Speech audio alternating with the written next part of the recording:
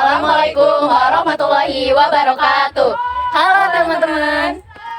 Kami dari kelompok 1 akan memaparkan materi tentang studi kasus perusahaan gula rafinasi yang berkaitan dengan sistem pengendalian manajemen, bidang maintenance dan SOP perusahaannya. Sebelum kita masuk ke materi, ini dia kelompok kami. Yang pertama ada Raihan Jalfahmi, yang kedua ada Nida Fia Umaini, yang ketiga ada saya sendiri Aulia Nurendayani, yang keempat ada Norika Sokosoci, yang kelima ada Nurinda Salma Fitria, yang keenam ada Novia Putri Haryanti, dan yang terakhir ada Muhammad Saifullah. Untuk mengefisiensikan waktu, ini dia materi kami.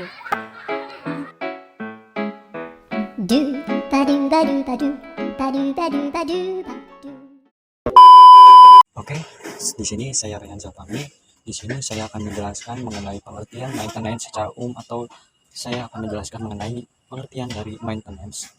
Baik, maintenance itu secara umum bisa didefinisikan sebagai usaha-usaha atau tindakan reparasi yang dilakukan untuk menjaga agar kondisi atau performance dari sebuah mesin selalu seperti kondisi waktu masih baru atau bisa terawat dengan baik.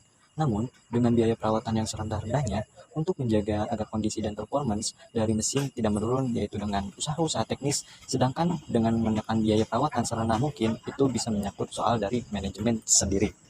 Selanjutnya ada beberapa kasus yang menjadi penyebab terjadinya kerusakan. Dapat kita lihat terdapat diagram lingkaran mengenai persentase kesalahan maintenance yang terdiri dari salah pengoperasian, air dalam full tank, salah penyetelan, waktu penggantian elemen tidak tepat, kurang oli dan grease, oli yang jarang diperiksa, air pendingin jarang diperiksa, salah cara pembersihan elemen, dan kesalahan maintenance lainnya.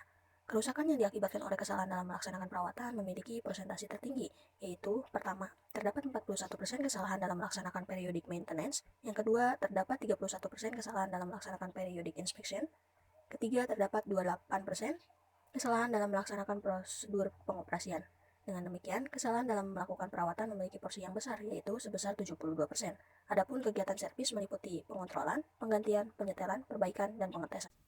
Baik, selanjutnya ada tujuan maintenance yang terdiri dari 3. Yang pertama itu menjaga agar suatu alat selalu dalam keadaan siap pakai atau high availability, yaitu berdaya guna fisik yang tinggi. Lalu yang kedua ada menjaga agar suatu alat selalu dalam kemampuan yang prima atau best performance, yaitu berdaya guna mekanisme yang paling baik. Lalu yang ketiga ada menjaga agar biaya perbaikan alat menjadi lebih hemat atau reduce repair cost, yaitu mengurangi biaya perbaikan. Baik, materi yang selanjutnya yaitu mengenai manajemen organisasi. Manajemen organisasi dibagi menjadi 2, yaitu yang pertama ada preventive maintenance dan yang kedua ada corrective maintenance. Preventive maintenance adalah perawatan yang dilakukan dengan tujuan untuk mencegah kemungkinan timbulnya gangguan atau kerusakan pada alat. Preventive maintenance dibagi menjadi 3, yaitu ada periodic maintenance, schedule overhaul, dan yang terakhir ada condition based maintenance. Periodic maintenance adalah pelaksanaan servis yang dilakukan setelah alat bekerja untuk jumlah jam operasi tertentu. Periodic maintenance mencakup 2, yaitu periodic inspection atau pemeriksaan harian dan mingguan, dan yang kedua ada periodic service atau usaha untuk mencegah timbulnya kerusakan pada suatu alat yang dilakukan secara berkala atau kontinu dengan interval pelaksanaan yang telah ditentukan berdasarkan service method. Lalu yang kedua ada schedule overhaul. Schedule overhaul merupakan jenis perawatan yang dilakukan dengan interval tertentu sesuai dengan standar overhaul masing-masing komponen yang ada. Schedule overhaul dilaksanakan untuk merekondisi mesin atau komponen agar kembali ke kondisi standar sesuai dengan standar factory-nya. Lalu yang terakhir ada condition based maintenance. Nah, condition based maintenance di sini merupakan sebuah program-program yang dilakukan untuk merawat mesin pada sebuah perusahaan. Nah, condition based maintenance ini mencakup 2 program, yaitu yang pertama ada program analisa pelumas atau yang disingkat dengan PAP, yaitu suatu sistem perawatan yang dilaksanakan secara ilmiah. Dan program yang kedua yaitu program pemeriksaan mesin atau yang biasa disingkat dengan PPM. Nah, PPM ini adalah bagian dari program Total Service PT. Tujuannya yaitu melakukan pemeriksaan mesin secara teratur dan terencana. Lalu untuk jenis manajemen organisasi yang kedua yaitu corrective maintenance adalah perawatan yang dilakukan untuk mengembalikan kondisi mesin ke kondisi standar melalui pekerjaan repair atau perbaikan, atau adjustment atau penyetelan. Corrective maintenance dapat dibagi menjadi 2, yaitu ada repair and adjustment dan yang kedua ada breakdown maintenance.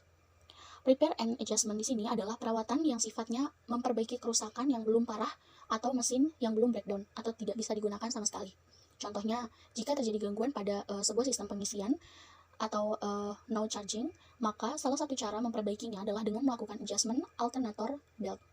Lalu yang kedua ada breakdown maintenance. Breakdown maintenance ini adalah perawatan yang dilakukan atau dilaksanakan setelah mesin breakdown atau tidak bisa digunakan sama sekali. Hal ini biasanya dapat terjadi jika adanya kerusakan yang diabaikan terus-menerus tanpa adanya usaha untuk memperbaikinya. Kerusakan tersebut semakin lama semakin parah. Maka dari itu, kerusakan tersebut menyebabkan mesin tidak bisa digunakan kembali. Untuk materi selanjutnya akan dibahas oleh teman saya. Terima kasih. Baik, jadi studi kasus yang kita ambil adalah dari perusahaan gula rafinasi di Indonesia yang berkaitan pada sistem pengendalian manajemen bagian maintenance. Jadi kita sebut ini sebagai PT XYZ yang merupakan salah satu perusahaan gula rafinasi terbesar di Indonesia yang pada kasusnya ada pada produktivitas pabrik menunjukkan angka yang tidak stabil dari tahun ke tahun.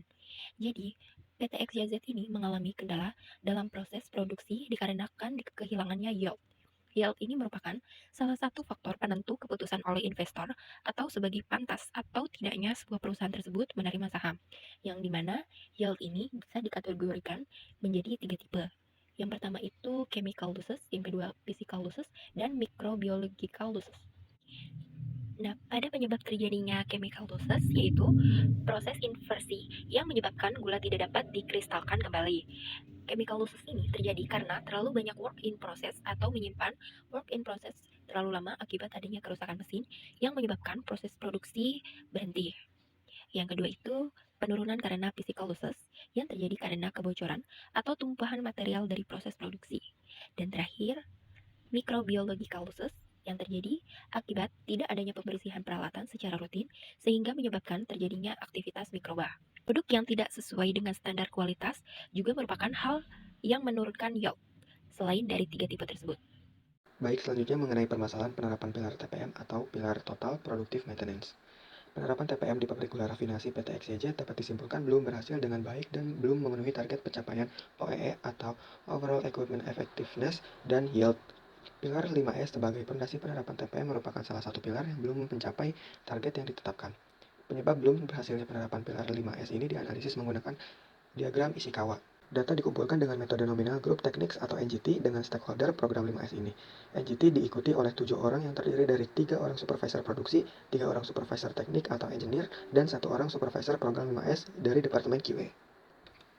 Dari adanya diagram Ishikawa tersebut, terdiri dari 4 elemen. Yang pertama ada manusia, metode, mesin, dan lingkungan.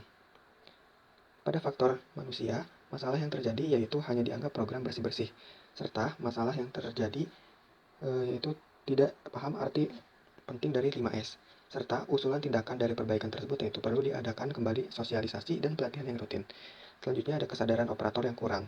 Masalah yang dapat ditimbulkan akan hal tersebut yaitu mengandalkan cleaning service, serta merasa bukan tanggung jawab operator.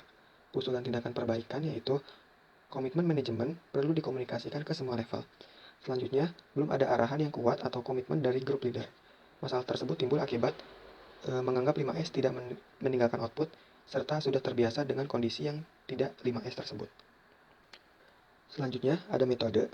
Masalah yang terjadi akibat adanya metode tersebut yaitu belum ada panduan aktivitas 5S, belum ada aktivitas cleaning atau aktivitas 5S yang rutin, belum ada area pencontohan, belum ada training dan kampanye langsung di lapangan, bahan baku produk berdebu, serta kotoran dari bahan baku dan produk susah dibersihkan. Usulan tindakan perbaikan dari adanya masalah mengenai metode tersebut yaitu dibuatkan buku panduan, program Jumat Bersih atau semacamnya perlu dijalankan sebagai salah satu kampanye, studi banding dengan pabrik yang sudah menerapkan 5S yang baik. Selanjutnya perlu dijalankan sosialisasi dan training langsung di lapangan. Selanjutnya dibuatkan penutup alat transfer bahan baku dan produk yang bagus untuk mencegah kebocoran. Selanjutnya ada mesin.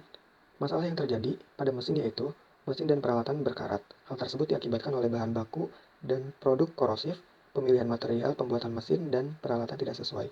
Masalah lainnya adalah karena penghematan budget. Usulan dan tindakan perbaikan yang dapat dilakukan akan hal tersebut yaitu perbaikan dan penggantian secara bertahap dengan material yang sesuai. Selanjutnya ada banyak kebocoran pada pipa dan mesin. Hal tersebut diakibatkan karena adanya pipa yang korosi dan seal aus.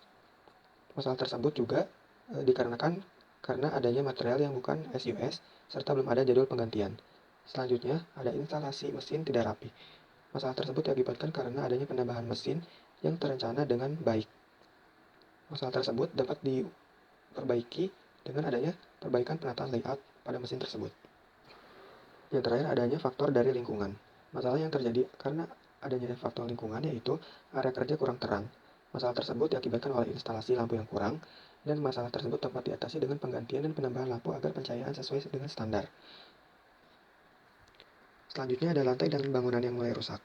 Masalah tersebut dapat diperbaiki dengan adanya perbaikan fasilitas secara bertahap. Selanjutnya, area kerja yang tidak rapih dan tidak bersih. Masalah tersebut dapat diperbaiki dengan tindakan seperti jumat bersih, visualisasi standar bersih. Itu dia penjelasan mengenai diagram isi kawah penyebab 5S yang belum tercapai di PT XYZ sehingga belum mencapainya target suatu produksi pada PT XYZ tersebut. Selanjutnya akan dijelaskan mengenai role play oleh Aulia. Kepadanya dipersilahkan. Baik, selanjutnya kita akan membahas tentang role play bidang maintenance, di mana setiap bidang itu memiliki tugasnya masing-masing. Dan dalam suatu perusahaan, setiap bidang itu memiliki role yang berbeda. Untuk bidang maintenance, ada building manager, ada supervisor, leader atau chief, dan juga teknisi atau pelaksana. Nah, dari keempat ini, kita mulai dari bawah terlebih dahulu. Mulai dari teknisi, pelaksana, leader atau chief, supervisor, dan building manager.